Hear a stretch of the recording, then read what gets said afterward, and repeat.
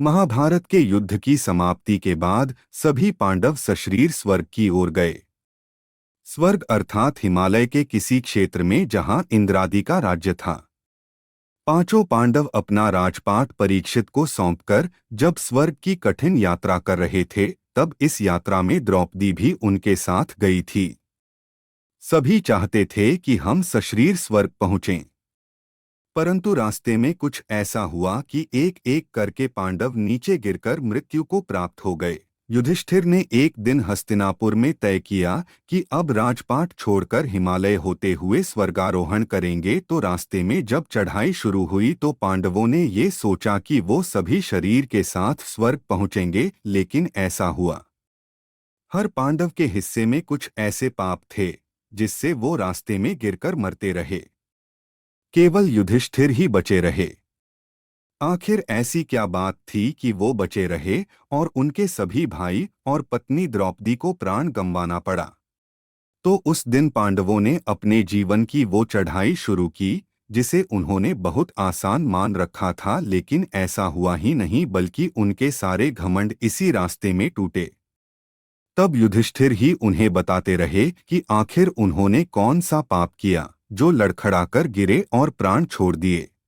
यात्रा के दौरान जब पांडव बद्रीनाथ पहुंचे और वहां से आगे बढ़े तो सरस्वती नदी के उद्गम स्थल पर नदी को पार करना द्रौपदी के लिए कष्टकर हो गया था। ऐसे समय में भीम ने एक बड़ा सा चट्टान उठाकर नदी के बीच में डाल दिया। द्रौपदी ने इस चट्टान पर चलकर सरस्वती नदी को पार किया था। कहते हैं कि माणा गांव में सरस्वती के उद्गम पर आज भी इस चट्टान को देखा जा सकता है। इसे वर्तमान में भीम पुल कहा जाता है। महाभारत की कथा के अनुसार पांचों पांडव, द्रौपदी सभी आगे बढ़ जा रहे थे। एक कुत्ता आगे चलने लगा। एक जगह द्रौपदी लड़खड़ाकर गिर पड़ी। द्रौपदी को गिरा देख भीम ने युधिष्ठिर से पूछा कि द्रौपदी ने कभी कोई पाप नहीं किया, तो फिर क्या कारण है कि वह नीचे गिर पड़ी।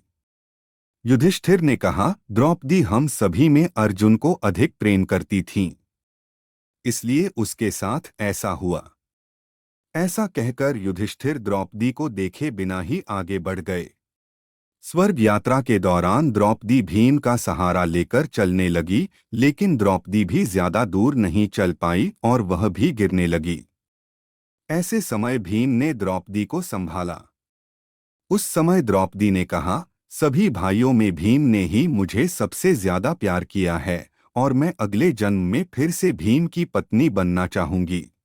थोड़ी देर बाद चलते चलते सहदेव भी गिर पड़े।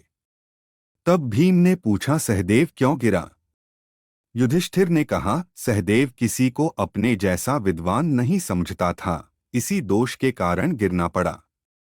कुछ देर बाद नकुल भी गिर पड़े। भीम के पूछने पर युधिष्ठिर ने बताया कि नकुल को अपने रूप पर बहुत अभिमान था, इसलिए आज इसकी यह गति हुई है। थोड़ी देर बाद अर्जुन भी गिर पड़े। युधिष्ठिर ने भीम से कहा, अर्जुन को अपने पराक्रम पर अभिमान था। अर्जुन ने कहा था कि मैं एक ही दिन में शत्रुओं का नाश कर दूंगा, लेकिन ऐसा कर नहीं पाए। अपने अभिमान के कारण ही अर्जुन की आज यह हालत हुई है।